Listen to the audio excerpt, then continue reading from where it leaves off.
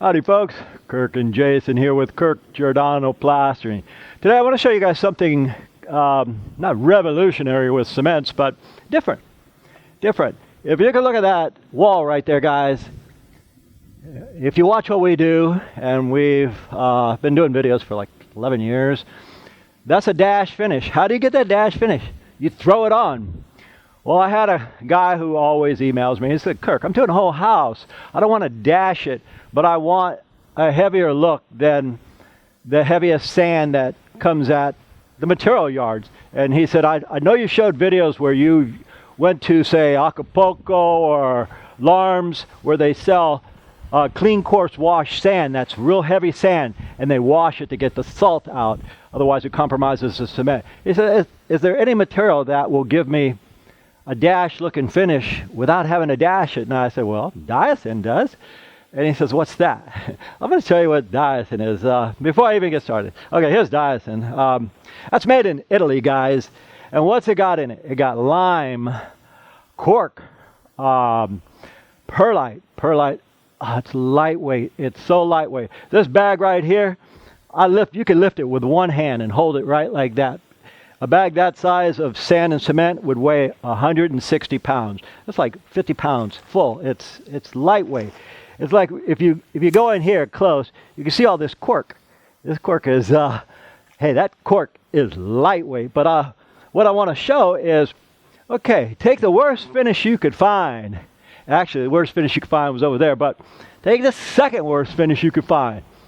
Now, I'm going to show you how well this stuff spreads, guys, and I'm just using it as an aggregate. What's an aggregate? In stucco, it could be sand, it could be perlite, cork, it could be 100 different things. And with stuccos, they've, in the last 10,000 years, they've added everything known to man in it. From human blood to human hair to whiskey, you name it. I'm going to do this, guys, to prove a point. I'm going to show you how this is setting up, but you would think, man, that's heavy, ain't it? It looks pretty heavy. It's not that heavy, guys. It's not. It just looks heavy. But anyway, to prove a point, this has got the cork in it, and it's got all that lightweight stuff, the perlite. It's sweet. I love it because it looks really difficult to apply, but it's not. It's lightweight. Just to prove a point here too, guys, I'm going to get this base coat on here. And what I generally do, guys, is drop, spin, drag. Drop, spin, drag. That's how I get it off. If you want to take it off the top, you could. I've had guys say, Kirk, you're not a real plaster, don't take it off the top. Nonsense. Okay, getting back to this material here. It's not sold all over the place, guys. So this is specifically for a friend of mine who said, Kirk, what material could I use? And they sell this particular material here in the UK. It's designed to go one coat, 1 inch thick over anything without the bonding agents. This blue stuff, that's a bonding agent because I want to make sure everything that I put on adheres forever. I don't want to take somebody's word for it that, hey, you don't need a bonding agent because that could lead to me having failure. Anyway, I'll get back to this. While I'm doing this, which I can do all day long, I was talking to my Italian friend, and I said, man, how do you pronounce your name? And he's like, Danya, or Danya. I said, but it's spelled so weirdly. He says, dude, that's an Italian name. And I said, man, I have an Italian name. I know what that is. He says, what is it? And I said, well, it's Kirk Giordano Plastering. And he was like, no, what's the middle name? And I said, oh, that's private, brother. It's Pierre. I told him it was private because I'm going to ramble on here about stuff that don't amount to nothing because I could do this all day. When I was growing up, I had some friends we used to hang out with. This Filipino dude named Jesse Brewer. Looked like Bruce Lee. He used to win. He was a track star, had legs that he'd flex them, and you said, damn, where those muscles come from? He tried out for Bruce Lee, actually. And another dude named Michael Guilford, black dude. And anyway, we always hung out for years and years. And these guys found out what my middle name was. And they were like, Pierre! That was funny crap, man. They'd call me Pierre and I'd get so mad until I found out what their middle name was. And my buddy Jesse's middle name, Filipino dude, was Harvey. And Michael Guilford's was Capellant. So I used to call these guys, oh, okay, you want to tease me about Pierre? So I'd say, hey, Harvey, what's going on? And everybody says, man, who told you my middle name? I said, your mom. I asked Millie, and she told me it was. So they stopped calling me Pierre. But these days, I'm a grown man, much older than when I was 15. So being called Pierre doesn't bother me. Anyway, all these products right here, I brought that up because they're from Italy. It's hard to find these products here, like this particular one. You won't find it, guys. Where did I get it? I got it from a buddy of mine. He is also a plasterer. But anyway, getting back to what I'm trying to show you guys. I was telling my buddy, I said, look, man, I'll show you how to use, well, I'll show you how we use it if I'm going to use it. Because how they recommend is not what I'm doing. And you know, I do a lot of things that if I've done it before 30, 40 years ago and it's held up over the years, then I might show it. But as a rule, if a product is, say, engineered for a specific thing, use it for just that. I've done a lot of concrete work using Polybond, and people, they call and get these nails out of here, a light goes in here. People call and go, hey, what's that material you use?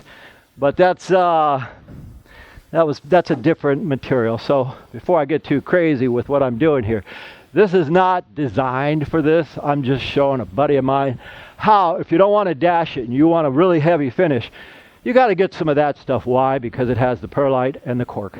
Cork is thick and it's green. What's green mean? The color green like this? No, that just means it's friendly. It's environmentally friendly. So I thought I would show it. And here's what we do, guys. Okay, I've already did that spot right there. I'll take that gable because that'll take me 10 minutes because it's cut up and you guys will have to listen to me ramble about stuff that don't amount to nothing. So, okay, we got this down now. This is how you could finish off a wall in stucco without having to dash it and make it look like a dash finish. Now notice I'm taking the float, I'm wetting this. This material, they say you can't do this. So I'm using it as an additive only. Okay, again, clean your float, and now I'm going to go to the surface of the top here, and I'm going to float it. All I'm doing, when I say float it, we're going to bring the aggregate out. What kind of aggregate's in here, guys? Perlite, cork, lightweight stuff. Now, if I were to be using, say, sand and cement, it would take me 2 buckets to do this. With this stuff here, 2 big hawkfuls. I've already done it because it's fluffy. It looks like you'd need a lot because it was so thick to fill in all the voids, but not with this particular material. It's a great product if you know how to use it, but materials do take a lot of time in, guys. A lot of time in. So, getting back to my buddy, he'll watch me do this and give it a shot. Of course, he'd have to find that material. I don't even know where they sell that. I do know we bought some things from Italy before because Europe is where a lot of stucco, lime, was come from. I mean, all over Europe is where you get your original lime and clump. You get your lime plastering from Europe. Here, Portland cement kind of is king, and even that came from England in the early 1800s. They thought, heck with lime, because lime takes so long to set, like sometimes 3-5 days. Who wants to wait 3 to 5 days? Here in U.S., everybody's in a hurry. They want to get it done, say, in a day. So, for example, if I'm an inch thick right here, I'm about anywhere between a quarter to a half inch on this right here. And already I'm floating it. And all I'm doing here again is I'm just bringing out the cork, the aggregate. Cork is used in here. And you can see how thick some of it is right there. Boom. That's pretty thick. And it's sticky stuff too. It's sticky because they say you could shoot this on 1 inch thick. You don't need a primer. You just shoot it on even plywood and it'll protect the plywood. But am I doing that? No. But for the sake of something different, I'm doing this. Anyhow, you see how easy that is, guys. But plastering is like any other thing. Material knowledge is huge. I mean, if you're going to do stuff, any trade, if you know the materials, you've been using them for years and years. You know how much accelerators, how much retardants and things like that to put in your materials. You can do just about anything with stucco. And what I'm doing now is I'm trying to get it all uniform, and that means putting this float flat, and so that it does. I don't want to have a bunch of float marks, so that's what I'm trying to get out right now. And I come across a few big things, corks. I just keep going and smooth them out. Anyway, my name is Kirk, Jason on the camera. We thought we'd humor you guys and show you something different, and plus educate a friend of mine who doesn't know the materials as well as I do. So we hope you enjoyed this. As usual, we thank you for watching, and we'll see you guys on the next one. Hi everybody, we reached the end of another video, which means I get to do the fun part. I get to say thank you all for watching. If you like what we do, please like and subscribe so we can keep making content for you.